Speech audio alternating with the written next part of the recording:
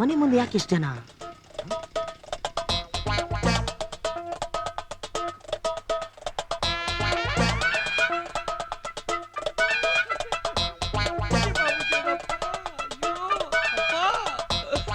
ಅಯ್ಯೋ ಅಪ್ಪ, ಯಾಕಪ್ಪ ನಾನು ಒಬ್ಬನೇ ಬಿಟ್ಟು ಹೋದೆ?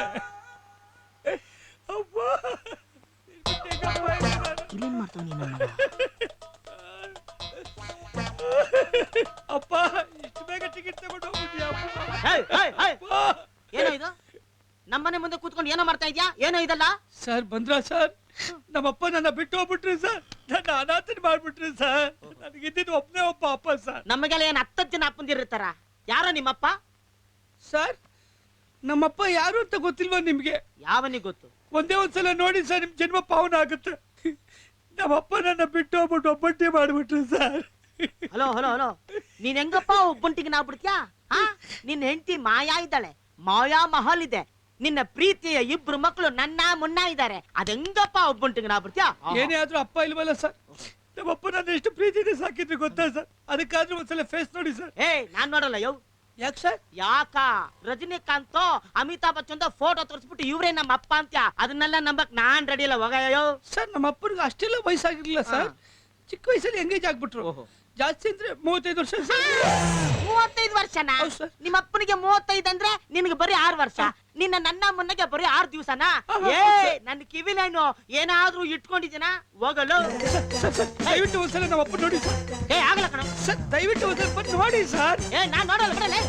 ಏನ್ ಸರ್ ನೀವು ನಮ್ಮ ಅಪ್ಪನೇ ನೋಡಲ್ಲ ಅಂತೀರ? ಬನ್ನಿ ಸರ್, ನೋಡಿ ಸರ್, ನೋಡಿ ಸರ್, ಇವ್ರೇ ನಮ್ಮಪ್ಪ. ನಮ್ಮಪ್ಪ ನನ್ನ ಅಪ್ಪನೇ ಬಿಟ್ಟು ಹೋಗ್ಬಿಟ್ರು ಸರ್.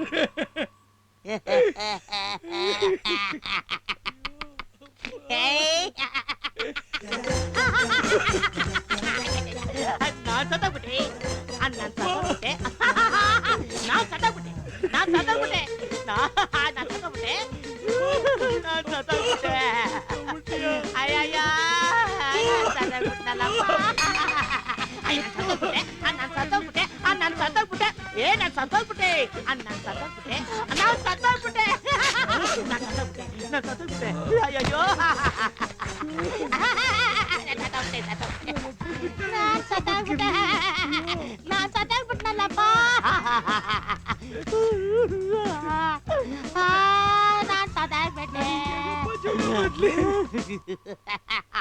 ನಾನ್ ಸತ್ತೋಗ್ಬಿಟ್ಟೆ. ನಾನ್ ಸತ್ತೋಗ್ಬಿಟ್ಟೆ. ನಾನ್ ಸತ್ತೋಗಿದ್ದೀನ್ರಪ್ಪ.